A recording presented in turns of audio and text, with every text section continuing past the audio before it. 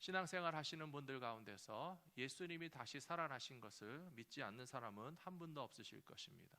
예수님이 부활하신 것을 믿으십니까? 대답을 안 하시는 분들이 혹시 계신데, 믿으시지만 미처 타이밍을 놓치셔갖고, 예수님이 다시 살아나신 것을 믿으십니까? 예, 예수님 다시 살아나셨고요. 그렇다면 예수님의 부활과 똑같은 부활도 우리들이 참여하게 되는 것도 믿으십니까? 네, 예수님이 부활하신 것처럼 우리들도 예수님의 부활과 똑같은 부활에 참여하게 된다는 약속과 소망을 믿는 것이 우리의 신앙생활이라고 하는 사실을 기억하셔야 됩니다. 사람들 가운데는 때때로 예수님이 부활하신 것을 믿지만 과연 나도 부활하게 될까라고 하는 두려움도 있고 의심도 가지신 분들이 있는 것은 사실입니다. 하지만 성경은 여러 가지 모양으로 우리에게 분명히 말씀해 주시기를 예수님의 부활을 인정하고 믿는 사람들이 예수님의 부활과 똑같은 부활에 동참하게 될 것이라고 약속해 주시고 있기 때문에 오늘 부활주일 아침 예배하시는 모든 성도님들이 바로 그 부활의 소망과 약속을 붙잡고 살아가셔야 된다고 저는 믿습니다. 오늘 첫 번째, 그래서 말씀을 보시면 부활을 인정하지 않는다면 부활의 소망을 받을 자격도 없다는 사실을 우리가 알아야 됩니다. 오늘 읽어드린 고린도전서 15장 12절 말씀에 보시면 그리스도께서 죽은 자 가운데서 다시 살아나셨다 전파되었거늘 너희 중에서 어떤 사람들은 어찌하여 죽은 자 가운데서 부활이 없다 하느냐. 사도 바울이 지금 고린도 교회 성도들에게 편지한 것입니다. 고린도 교회 다니는 성도들 가운데서도 예수님께서 부활하셨다라고 하는 이야기를 전해 듣고 신앙생활 하면서도 너희 중에서 어떤 사람들은, 지금 누구에게 쓴 것입니까? 외국인입니까? 이방인입니까? 교회 다니지 않는 사람입니까? 아니죠. 고린도 교회 다니는 성도들 가운데 너희 중에 어떤 사람들은 어찌하여 죽은 자 가운데서 부활이 없다 하느냐. 부활을 의심하는 분들이 혹시라도 계시다면 오늘 이 부활 주일 아침 이 시간 예배로부터 시작하여서 예수님의 부활도 확실하고 나의 부활도 확실하다는 믿음과 소망을 꼭 붙잡으시게 되기를 부탁드립니다. 특별히 고린도라고 하는 도시는 헬라 제국, 고대 헬라 제국에서도 아주 화려한 그런 대도시의 면모를 가진 이 땅에서의 풍성함과 쾌락을 누리는 사람들이 모여 살고 있는 도시였습니다. 그런데 헬라 제국이 멸망하면서 한번 파괴되었던 이 고린도는 로마 제국에 의해서도 아주 전략적으로 또 여러 가지 교통과 통신에 있어서 중요한 위치에 있었기 때문에 로마 제국이 다시 크게 부흥시켜서 많은 사람들이 몰려 사는 아주 화려한 도시였습니다. 그렇게 고대에 화려하고 풍성하고 물자가 많고 사람들이 많은 도시였기 때문에 안타깝게도 이 세상 위에서의 만족과 쾌락을 추구하는 사람들이 더 많은 도시가 바로 고린도였다는 것이에요. 그래서 이 고린도에서 신앙생활하는 성도들이 세상의 삶에는 관심이 많고 세상의 삶에 대해서는 아는 것도 많고 세상의 쾌락과 추구하는 것에 대해서는 더 많은 소식들을 듣지만 부활과 영원한 천국에 대한 소망을 가지지 못한 사람들이 부활에 대해서 의심하는 것에 대해서 염려하고 걱정하였기 때문에 오늘 사도 바울이 고린도전서 15장 처음부터 끝까지 할애해서 아주 힘주어서 예수님의 부활이 확실한 것처럼 우리의 부활도 확실하다는 것을 믿고 사십시오 라고 권고하신 말씀을 오늘 나에게 주시는 말씀으로 받으시는 모든 성도님들 되시기를 축복합니다. 우리가 부활에 대해서 알고 믿어야 할 이유는 그것이 우리의 최종 목표이기 때문에 그렇습니다. 건물을 지으시는 분들은 집을 짓기 전에 먼저 설계도를 그립니다. 설계도를 어떤 땅에 어떤 집을 지을까라고 그림을 그리고 또 그 설계도에 의해서 집을 짓기 시작하는데요, 아마 집을 지어보신 분들은 알겠지만 그 과정이 쉽지 않고 힘들다라고 하는 것을 느끼실 거예요. 그런데 그 건축이라고 하는 과정이 오래 걸리고 힘도 들고 많이 참아야 하는 과정임에도 불구하고 우리가 끝까지 참고 기다릴 수 있는 이유가 있다면 건물이 완성되고 난 이후의 아름다움을 미리 바라보면 참고 기다릴 수가 있습니다. 그런데 그 집이 완성될 때의 최종 목적에 대해서 마음에 그리고 기다리는 마음이 없다면 그 과정은 힘들고 괴롭게만 느껴질 것입니다. 믿는 자들의 부활이 바로 우리 믿음의 완성이고 종착점이라는 사실을 기억하고 바라보셔야 할 이유가 거기에 있습니다. 마라톤 경주를 하는 사람들도 42.195km라고 하는 먼 길을 달려가야 되죠. 아무리 뛰어난 세계적인 선수들도 2시간 동안 쉬지 않고 달려야 됩니다. 아마 일반인들이, 보통 사람들이 뛰면 4시간, 5시간, 6시간도 걸릴 수 있어요. 그 힘든 육체의 한계를 도달하는 마라톤 경기를 달릴 사람들이 마지막 피니시 라인에 대한 소망이 없다면, 내가 이 마라톤 경기를 끝까지 달려가서 최종 목적지에 들어가야 되겠다라고 하는 목표를 가지지 않는다면 어떻게 되는지 아십니까? 가끔 뉴스를 보면 아주 웃기는 뉴스가 있어요. 마라톤 경기를 하다가 중간에 포기하고 탈락하는 것, 그것은 흔히 있는 일이고 많이 있는 일입니다. 그런데 이 최종 목적지 피니시 라인에 대해서 생각하지 않는 사람들은요, 딴 길로 가는 사람이 있고요, 또 엉뚱한 길로 바이패스해서 치팅을 하는 사람이 있고요, 그 마라톤 경기의 마지막 피니시 라인을 통과해서 승리를 하고 면류관을 받아야 되는 것을 생각하지 않는 사람들은 그 길을 고통스러워서 끝까지 다 가지도 못한다는 것을 생각할 때에, 우리 믿음의 사람들에게 있어서 부활이란 무엇인가? 우리 믿음의 종착지에는 바로 피니시 라인에 약속하신 부활이 있다는 사실을 확실히 믿으시고, 그 과정을 달려가는 시간 동안은 우리가 힘들고 어려운 인생을 살아갈 수도 있겠지만, 그러나 최후 승리를 얻기 위해서 약속해 주신 부활을 향해서 끝까지 함께 달려가실 수 있는 모든 성도님들 다 되시기를 축원합니다. 예수님 시대에 이스라엘 땅에는 부활에 대해서 믿지 않는 사람들도 있었습니다. 부활을 믿지 않는 사람들 중에 대표적인 사람들이 바로 사두개파 사람들이었습니다. 사두개파 사람들은 지극히 현세적이고, 죽으면 모든 것이 끝나기 때문에 살아있는 동안에 무조건 잘 먹고 잘 살아야 된다라고 하는 집착을 가진 사람들이었습니다. 이렇게 살아있는 동안에 남들보다 더 많은 것을 소유하고 세상의 권력도 누리고 명예와 이익을 추구하는 사람들은 참 이상한 것 같아 보이지만 정말 얻고자 하는 것들을 얻게 되는 경우가 많이 있어요. 맛있는 거 먹는 거 열심히 좋아하시는 분들은 남들보다 맛있는 거 더 많이 드시더라고요. 인기와 명예를 더 추구하는 분들은 그렇지 않은 사람들보다 확실히 인기와 명예를 얻는 것은 사실이에요. 현세에서 권력과 부귀 영화를 누려야 되기 때문에 이 사두개파 사람들은 부활은 없다라고 믿어서 이 세상에서 정치적인 권력도 장악하고 있었던 것이 사실입니다. 그런데 이들이 부활을 믿지 않으면서 예수님에게 들고 온 그런 말도 안 되는 이야기가 있어요. 그것은 뭐냐 하면, 어떤 집안에 7형제가 있는데 7형제 중에서 제일 큰 형이 한 여자를 만나서 결혼했다. 그런데 그 큰 형이 결혼한 이후에 자식도 보지 못하고 죽었기 때문에 그 여인의 삶을 보호하고 가정을 지켜내기 위해서 둘째가 형수님과 결혼을 했는데, 참 이상하게 둘째도 후손을 보지 못하고 죽고, 셋째도 후손을 보지 못하고 죽고, 일곱째까지 다 후손을 보지 못하고 한 여자와 7형제가 다 결혼해서 죽었으면, 부활이 있다고 한다면 부활 때에 그 여자는 누구의 부인이라고 해야 옳습니까?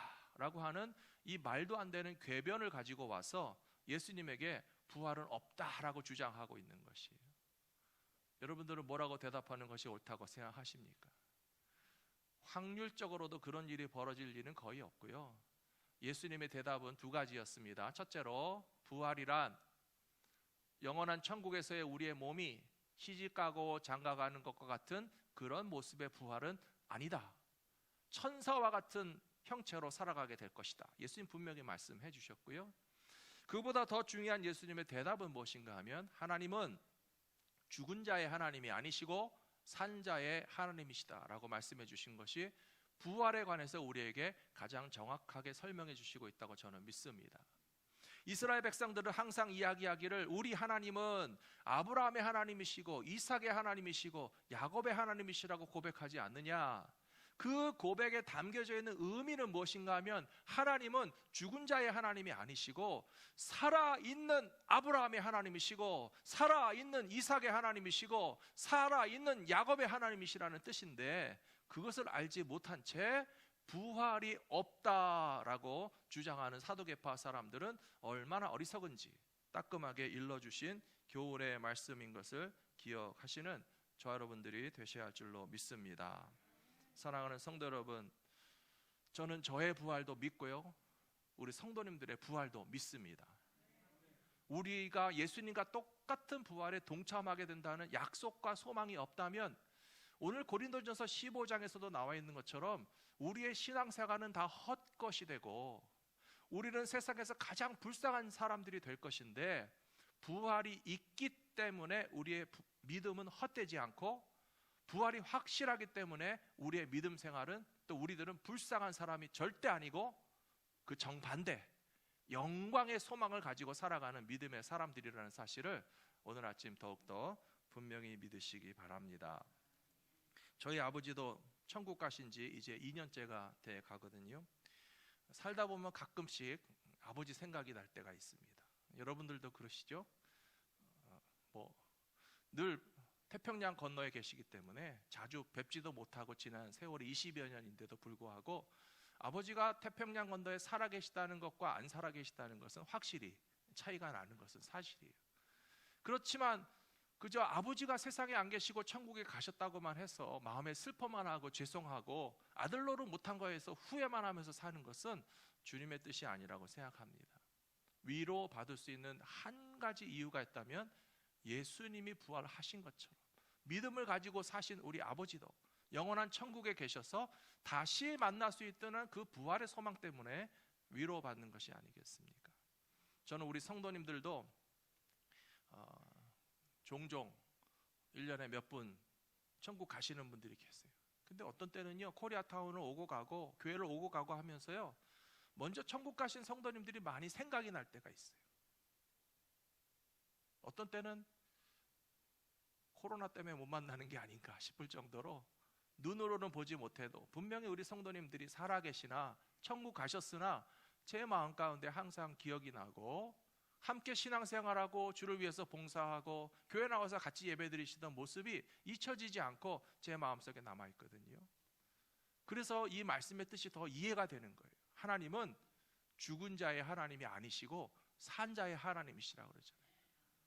저희 아버지의 하나님도 죽은 아버지의 하나님이 아니시고요, 살아있는 제 아버지의 하나님이시고요, 우리 성도님들 가운데도 천국 가신 분들이 계시지만 우리 마음속에서 잊혀지고 그분들이 돌아가신 분이다라고 생각하는 것이 아니고, 하나님이 죽은 자의 하나님이 아니시고 산 자의 하나님이시잖아요.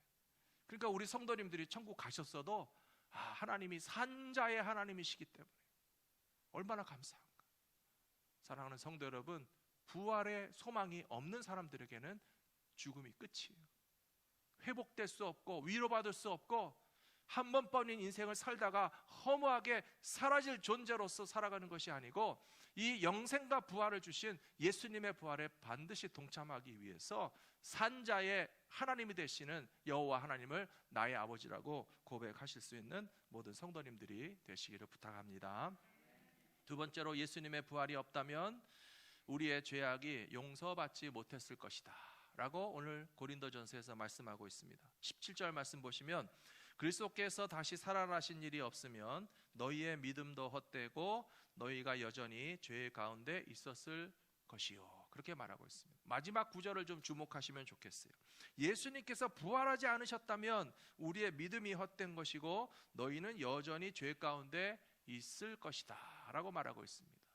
그렇다면 예수님이 부활하셨기 때문에 우리가 완전히 죄에서 용서함 받은 것이 더욱더 확증된다는 뜻이 아니겠습니까? 물론 우리가 알고 있는 신앙은 예수님이 우리를 대신하여 십자가에서 대속의 제물이 되시고 어린 양과 같이 예수님이 죽으신 것을 통해서 우리의 죄악이 하나님 앞에서 용서받는다는 사실을 믿습니다. 믿으시죠? 그런데 예수님께서 십자가 위에서 죽으신 것만으로써 우리의 구원이 완성된 것이 아니고, 예수님이 다시 부활하셨으니 얼마나 그것이 더 확실하게 용서함 받은 것의 증거가 되느냐라고 오늘 이야기하고 있는 것이에요. 먼저 죽음이라고 하는 것을 생각해 보시면요, 인간의 죽음은 바로 죄로 인한 저주와 심판이라는 사실을 아셔야 돼요. 그냥 육체를 가진 존재이기 때문에 태어나고 죽는 것이 자연스럽고 당연한 것이다라고 생각하지 마시고요. 성경에서는 죽음에 대해서 뭐라고 말하고 있는가 하면 죽음은 죄악으로 말미암은 심판이라고 성경이 분명히 말씀하고 있다는 사실이에요. 로마서에서 뭐라고 되어 있습니까? 욕심이 잉태한즉 죄를 낳고 죄가 장성하면 사망에 이르느니라 라고 되어 있어요. 인간이 욕심이 없다면 생존하지 못합니다. 하지만 우리가 가진 욕심을요, 적당하게 통제하고 절제하고 관리하지 않으면 우리의 욕심은 죄악으로 발전하는 가능성이 아주 많습니다. 우리가 통제하지 않은 욕망으로 말미암아서 수단과 방법을 가리지 않고 나의 욕망을 채우기 위해서 거짓말도 하잖아요. 남을 속이기도 하잖아요. 폭력을 사용하기도 하잖아요. 다른 사람을 빼앗기도 하잖아요.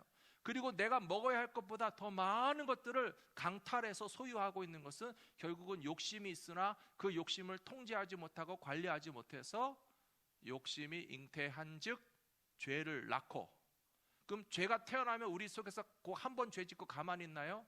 죄가 장성한단 말이에요. 자꾸 죄가 많아지고 자꾸 죄를 많이 짓고 우리 인생을 살아가면서 욕심을 통제하지 못해서 지은 죄가 점점 많아지는데 그 죄가 장성하면 뭐가 된다고요? 사망에 이르느니라. 그러니까 결국은 죽음이라고 하는 것은 우리의 욕심과 죄로 말미암아 하나님 앞에서 반드시 받아야 되는 그런 심판이고 저주라고 하는 사실을 우리는 아셔야 돼요. 어떤 분이 죄를 짓고 그거에 합당한 벌을 받아서 감옥에 들어갔다고 생각해 보세요. 진정한 회개를 하고 참회를 하고 내가 내 죄로 말미암아 감옥에 들어왔지만 이제 여기서 끝나면 나가서 착하게 살고 행복하게 살고 죄 짓지 말고 살아야 되겠다 하는 소망을 가질 수 있게 되겠죠. 근데 그 사람이 감옥에서 나올 소망이 없다고 생각해 보세요. 종신형을 살게 되거나 사형을 받아서 그냥 감옥에 안에 있다가 죽게 되면 그 사람은 자기 죄 때문에 죽는데 소망이 없는 삶을 사는 거예요. 근데 예수님께서 오늘 뭐라고 말씀하셨나요? 예수님이 부활하심으로 말미암아서 우리의 죄가 용서받은 것에 대한 확실한 증거가 되었다 라고 하는 말씀의 의미를 묵상해 보시면 우리가 감옥에 있다가 용서받아서 자유함을 얻어서 다시 착하게 살고 행복하게 살고 죄 짓지 않고 살려고 마음먹었던 그 기회를 우리에게 다시 주시는 것이 가능해진 것이 예수님이 부활하셨기 때문에 죄를 용서받았을 뿐만 아니라 용서받은 이후의 삶을 살 수 있는 그런 찬스를 열어주신다는 거예요. 그러니까 예수님이 부활하셨다는 것이 얼마나 고맙습니까? 우리의 죄가 용서받을 뿐만 아니라 이제 주님의 영광 안에서 살 수 있는 특권과 기회도 주시고 그것이 잠시가 아니라 영원한 기회를 열어주시는 것이 예수님의 부활로 말미암아 가능하게 되었다는 사실을 확실히 믿으시는 저와 여러분들이 되시기를 부탁합니다. 마지막 세 번째로 예수님께서 부활의 첫 열매가 되셨기 때문에 우리들도 부활의 열매 되기를 추구하셔야 됩니다. 오늘 고린도전서 15장 20절에서는 그러나 이제 그리스도께서 죽은 자 가운데서 다시 살아나사 잠자는 자들의 첫 열매가 되셨도다 그렇게 말씀하고 있습니다. 예수님이 부활의 첫 열매시라는 사실을 성경은 몇 차례 분명히 말하고 있습니다. 예수님 말고도 죽었다 살아나신 분들은 많이 있어요. 성경에도 보면 나사로도 살리셨고 회당장 야이로의 딸도 살리셨고 나인성 과부의 아들도 살리셨고 또 다비다라고 하는 여자 제자도 살리셨고 또 기도회 시간에 졸다가 다락에서 떨어져서 죽었던 청년 유두고도 살리셨고 성경에는 죽었다 살아난 사람들 많이 있고요. 요즘에도 뭐 병원에 있다 살아나오시고 장례식 하려고 그러는데 봤더니 살아있고 뭐 그래서 살아난 사람들이 있거든요. 그렇게 죽었다 깨나는 사람들의 부활과 예수님의 부활은 차원이 다른다는 사실을 아셔야 돼요. 예수님이 살리신 나사로도 지금까지 살아있는 것이 아니라 그의 육체는 죽었어요. 하지만 무덤 속에서 잠자고 있다가 첫 번째 진짜 부활이 되시는 예수님의 부활에 연합하게 되는 날이 이제 오게 되겠죠. 그러니까 예수님의 부활과 죽었다 살아난 나사로의 부활은 차원이 다르다는 사실을 우리가 아셔야 되는 것입니다. 그러면서 우리가 참된 부활과 예수님의 부활에 참여하기 위해서는 어떻게 살아야 하는지, 첫 번째는요, 주님이 당하신 고난을 우리도 피하지 말아야 된다는 거예요. 그리고 믿음 안에서 살다가 죽는 것도 두려워하지 마셔야 된다는 거예요. 믿음의 사람들이 이 땅에서 고난 받는 것에 대해서 많은 분들이 좀 불편하게 생각하십니다. 요즘에 왜 사람들에게 기독교가 좀 인기가 없고 관심이 없을까? 신앙생활하면 십자가가 있다는 거예요. 그래서 구원받고 천국 가는 건 좋은데 십자가는 불편해서 싫다 그러고요. 신앙생활 하다 보면 고난도 감수해야 된다는 거예요. 요즘 사람들은 다 재미있게 살고 행복하게 살기를 원하는데 기독교에서는 자꾸 예수님의 가신 고난의 길도 같이 가야 된다 그러니까 그거 뭐 꼭 같이 가야 되나 하는 생각 때문에 기독교가 좀 인기가 없다고 생각합니다. 근데 어떤 면에서는 성경이 말씀하시는 진리에 대해서 잘 깨닫지 못하기 때문에 오해하는 것입니다. 하나님은 근본적으로 우리에게 기쁨과 소망을 주시는 하나님이세요. 믿으십니까? 데살로니가 전서에 보시면 그리스도 안에서 너희를 향하신 하나님의 뜻이 몇 가지 있다고 말씀하셨잖아요. 그 중에 첫 번째가 뭐예요? 항상 남들이 세 번 하는데 잘 모르시겠어요? 항상 기뻐하는 것이 하나님의 뜻이고 쉬지 말고 기도하고 범사에 감사하라고 말씀하셨잖아요. 우리를 향하신 하나님의 뜻은 기뻐하라고 하신 말씀과 성도로서 살아가기 위해서 십자가도 있고 고난도 있다라고 하는 것이 모순된다고 생각하십니까? 그렇지 않아요. 우리가 십자가의 길을 가는 것에 참된 의미를 이해하시고 성도로서 받아야 되는 고난의 진짜 의미를 이해하신다면 그 고난과 십자가와 항상 기뻐하라고 하신 하나님의 말씀이 결코 충돌하거나 서로 모순되지 않는다는 사실을 이해하셔야만 하나님의 말씀을 정확하게 이해하시는 거예요. 십자가의 길과 고난의 길을 간다는 것은 과연 무엇을 의미하겠습니까? 그것은요, 세상적인 기준으로 봤을 때는 우리의 욕심과 자랑을 포기하기 때문에 그것이 고난으로 보이고 그것이 십자가의 길로 보이지만, 그러나 하나님께서 우리에게 주신 약속은 영원한 천국에 있기 때문에 궁극적으로 그것은 기쁨이고 소망으로 가득하다라고 하는 뜻이에요. 무슨 의미인지 아시겠죠? 우리가 십자가의 길을 가고 고난의 길을 간다는 것은 자기를 학대하라는 것이 아니에요. 괜히 얼굴을 찌푸리고 행복해도 되는데, 기뻐해도 되는데 이 세상에서의 기쁨과 행복을 다 거절하고 마치 괴로운 척하면서 살아가는 뜻이 아니고요, 세상의 욕심과 자랑에 대해서는 포기했기 때문에 세상 사람들이 볼 때는 사두개파 사람들처럼 그렇게 맛있는 거 먹으러 다니고 인기와 명예를 추구하고 정치적인 권력을 더 잡기 위해서 수단과 방법을 가리지 않고 권세를 누리는 사람들과 비교해보면 우리는 십자가를 따르는 사람으로 보이고 우리는 고난 가운데 살아가는 사람 같이 보이지만, 그러나 그것은 문제가 되지 않는다는 것입니다. 왜냐하면 우리의 소망은 영원한 천국에 있기 때문에 그래요. 영원한 천국의 소망을 바라보는 사람들에게는 그 최종 목적을 향해서 나갈 때 그 과정이 힘든 것은 문제가 되지 않는다고 제가 시작할 때 말씀드렸잖아요. 완성되는 집의 아름다움을 목표로 하는 사람들은 건축 공사장에 먼지나고 시끄럽고 괴로운 거 참을 수 있어요. 마라톤 최종 피니시 라인에 들어가서 승리의 면류관을 받을 사람들은 42.195km를 달려가는 동안의 고통과 괴로움을 참을 수 있다는 거예요. 그것이 만일에 십자가라고 한다면, 그것이 만일에 고난이라고 한다면 그것이 뭐 괴롭고 힘들고 불편해서 하기 싫은 것이 되겠습니까? 아니죠. 힘들어도 달려가서 피니시 라인에서 부활이라고 하는 면류관을 받게 된다면 그 과정의 고통과 괴로움은 아무것도 아니라는 사실을 우리는 깨닫게 될 것이라고 저는 믿습니다. 빌립보서 3장에 보시면 이렇게 사도 바울이 이야기했습니다. 내가 여러 번 너희에게 말하였거니와 이제도 눈물을 흘리며 말하노니 여러 사람들이 그리스도의 십자가의 원수로 행하느니라. 십자가와는 정반대의 길을 가는 사람들이 있어서 사도 바울이 너무 답답하고 괴롭다는 것입니다. 그러면 19절, 어떤 사람들이 십자가와 정반대의 길을 걸어가는 사람들인가? 그들의 마침, 완성, 피니시 라인은 멸망뿐이고 그들이 섬기는 하나님같이 생각하는 것은 자기 배 채우는 것만 생각하고 그들의 영광은 그들의 부끄러움에 있고 오직 땅의 일만 생각하는 사람들이다. 부활이 없다라고 생각하는 사람들이 이렇게 사는 거예요. 부활이 없으니까 죽으면 끝이겠죠. 부활이 없으니까 살아있는 동안에 자기 배 채우는 것만 하나님 섬기듯이 열심히 하지요. 그리고 그들이 영광이라고 생각하는 것은 세상 영광이고 세상의 명예이고 세상의 이익이기 때문에 그것은 부끄러운 일이며 결론적으로 땅의 일만 생각하는 사람들은 부활에 대해서 믿지 않는 사람들이라는 뜻이에요.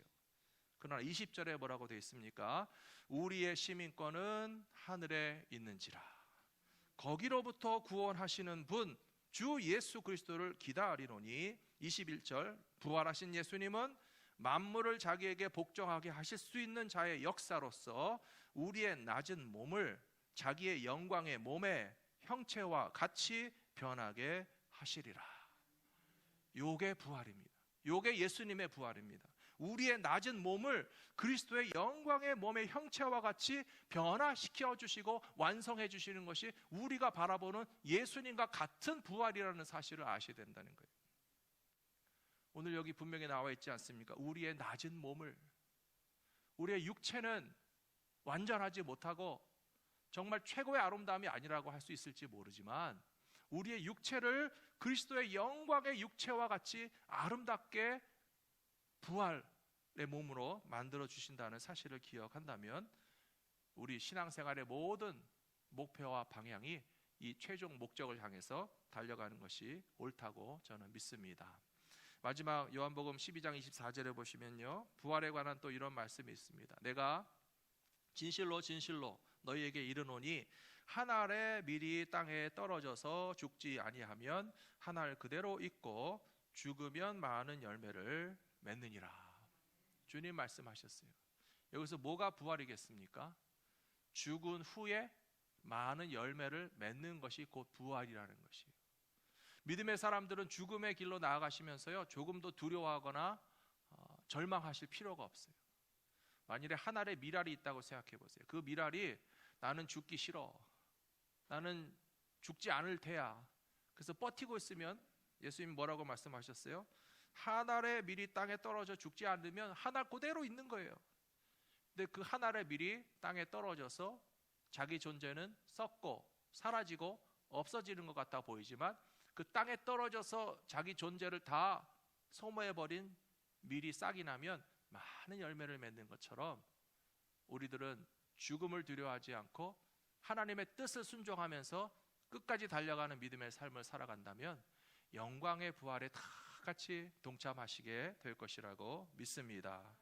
사랑하는 성도 여러분, 예수님이 첫 열매시고요, 우리는 그 다음에 열매가 되어야 할 존재들입니다. 그 부활의 열매가 되기 위하여서 땅 위의 것을 바라보는 것이 아니라 하늘의 소망을 가지시고 우리의 낮은 몸을 그리스도의 형상으로 변화시켜 주실 소망을 바라보시면서 하늘의 밀알과 같이 죽음의 길을 가는 때라도 두려움 없이 하나님의 뜻이 이루어지기를 기쁨으로 순종하시면서 그 영광의 부활에 다 동참하시는 모든 성도님들 다 되시기를 축복합니다.